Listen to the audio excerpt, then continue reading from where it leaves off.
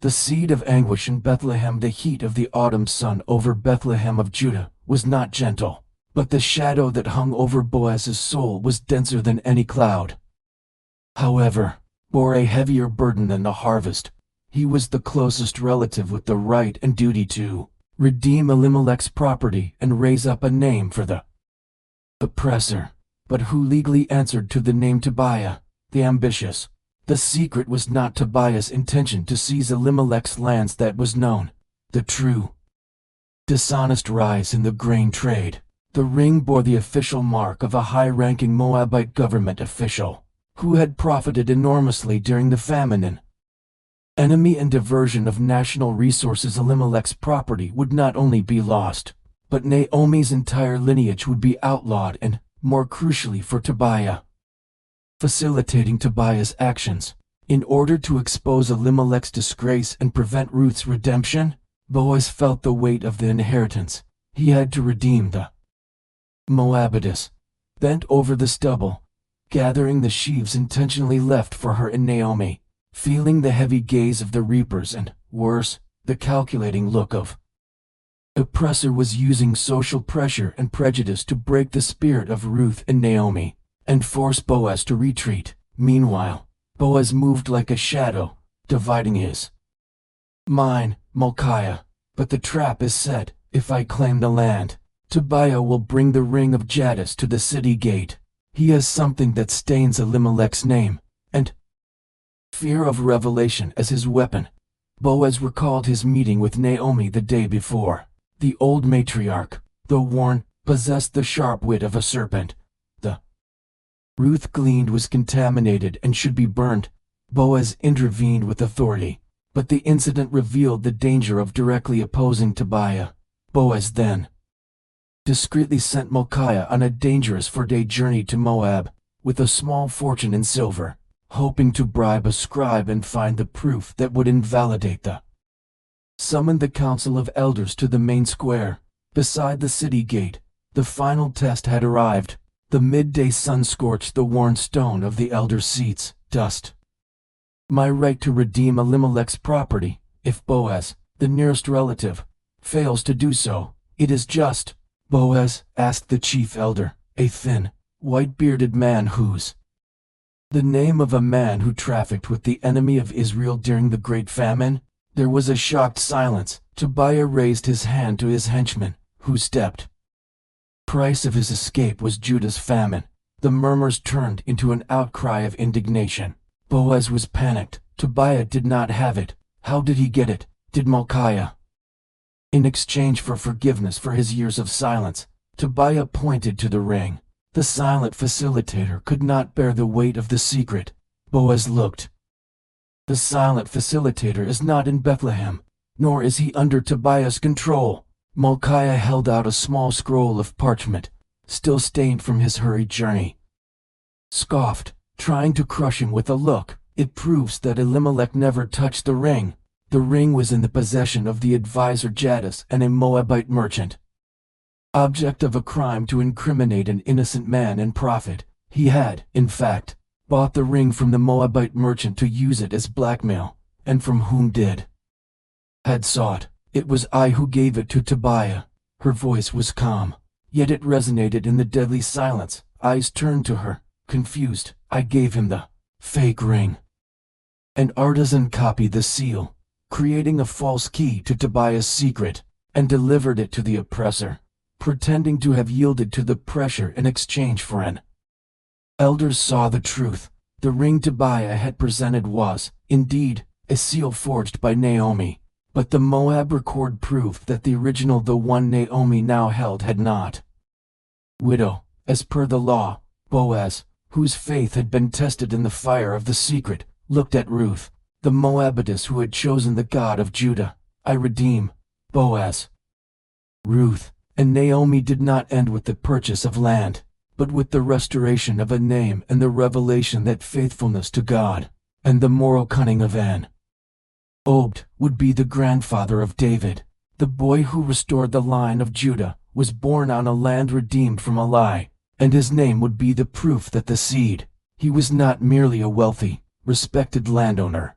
He was the moral anchor of a clan weakened by the famine that, years earlier, had swept the land and exiled his Moabitus, as per the law, but for months he had been receiving veiled messages, small symbols of warning, buried in the piles of grain, basalt stones wrapped in mystery. The hidden spring making Tobiah's plan work was the possession of an object Boaz had sought for years, which gave Tobiah impossible leverage, the ring of Israel, diverting grain from Bethlehem, which had ultimately been the true cause of the hunger that forced Elimelech to leave. If Tobiah revealed the ring of Jadis, and Boaz's name would be stained by complicity in failing to denounce his late relative's act, preventing him from acting as the Redeemer. Boaz knew Tobiah did not carry land, protect the Moabites, and preserve his family's honor, all while trying to unravel the ring's secret. He needed to find the silent facilitator before Tobiah made. Tobiah, a broad-shouldered man with a smile that never reached his eyes, appeared daily. He did not speak to Ruth, but to his overseers, always loudly. The time between work and secret investigation, his main confidant and the voice of conscience. The skeptic was Malchiah, his loyal, yet pragmatic, overseer. Master, why? Consequently, ours, if the name is tainted, the land returns to the city, not to me, and Tobiah will ensure the city sells it to him. The ring of Jadis, legends of secret is not in the hand that weaves, Boaz, but in the hand that holds the thread. Naomi had said, fixing him with wise eyes, Tobiah is greedy, but he is not. Followed a faint lead, an inscription in archaic Moabite on one of the basalt stones. The House of the Three Lions. He knew this was an old pawn shop in Moab, where ring or, at least, reveal its guardian. Malchiah, skeptical but loyal, departed under the veil of night. Boaz remained alone, facing Tobiah's cold opulence and Ruth's rose with every movement. Boaz and Tobiah stood side by side, opposed in everything but the formality of their robes. Naomi and Ruth waited outside the circle. Their neutrality was the law itself. I declare my desire to redeem, Boaz replied, his voice firm. Not only the land, but the widow, Ruth, so that my relative's name may forward. Carrying an ebony box, I present the seal of sin, the ring of Jadis. Tobiah opened the box, revealing the jade ring. This seal proves that Elimelech fail. Tobiah's plan was flawless. The land would be confiscated, and then Tobiah would buy it from the treasury of Judah. The evidence is forged, Boaz shouted desperately at Ruth, who stood upright. In that moment of unbearable tension, a movement in the crowd drew attention. A man stepped forward, covered in road dust. This is the record from the House of the Three Lions in Moab. I obtained it in the dead of night, from my bribed scribe. The record proves that the ring of Jadis was. Until months after Elimelech's death, the ring, yes, is the proof of the scheme, but not of Elimelech's involvement. He was forced to flee, but he did not sell his Tobiah steal it 3 days ago. Who delivered it to him in exchange for forgiveness? Boaz shouted, realizing Tobiah's fatal flaw. The oppressor staggered, his face. She held out her hand. In her palm was another jade ring, of a slightly darker color, with the same mark, the true ring of Jadis. The revelation struck like empty promise that her daughters would not be persecuted. The truth is my redemption, Naomi declared. Elimelech fled because famine consumed him, not because been Elimelech's property at the time of the crime. Tobiah, unmasked, tried to flee but was detained by the guards. His property was confiscated for attempted fraud and declared, with a smile that finally reached his eyes, may Elimelech's name be restored, and may Ruth, the foreign woman, find rest and purpose in Judah. The wedding elderly women were enough to disarm an oppressor's weapon, the ring of Jadis. The object that threatened to destroy the faith of an entire community was broken by Boaz. Planted in faith always overcomes the shadow of anguish. Relatives, now, Elimelech's lineage was back. Naomi, the stripped matriarch, and Ruth, the Moabitess, whose mere presence in the city was a whispered scandal. Boaz, linen, dyed with cinnabar. The red color was not the problem, it was the material. The basalt came from the southern quarry, controlled by the man everyone called the Jadis. The ring of Jadis was no ordinary jewel. It was a piece of dark jade, of foreign origin, a seal. There was a grim rumor linking the ring to Tobiah's meteoric and proved that Elimelech had negotiated, however desperately, with this dishonest Moabite official for seeds before fleeing, which would constitute collaboration with the ring himself. It was too valuable to be carried. But where was it hidden? The mystery was, who was secretly guarding the ring of Jadis, and therefore financing or him talk, or worse, used him as the final weapon. Development. The shadow of the harvest days were long, exhausting, and full of subtle drama. Ruth, the land of Judah will not mix with that of Moab, he growled, ensuring the echo of his scorn reached Ruth's ears. Impure blood contaminates even the grain.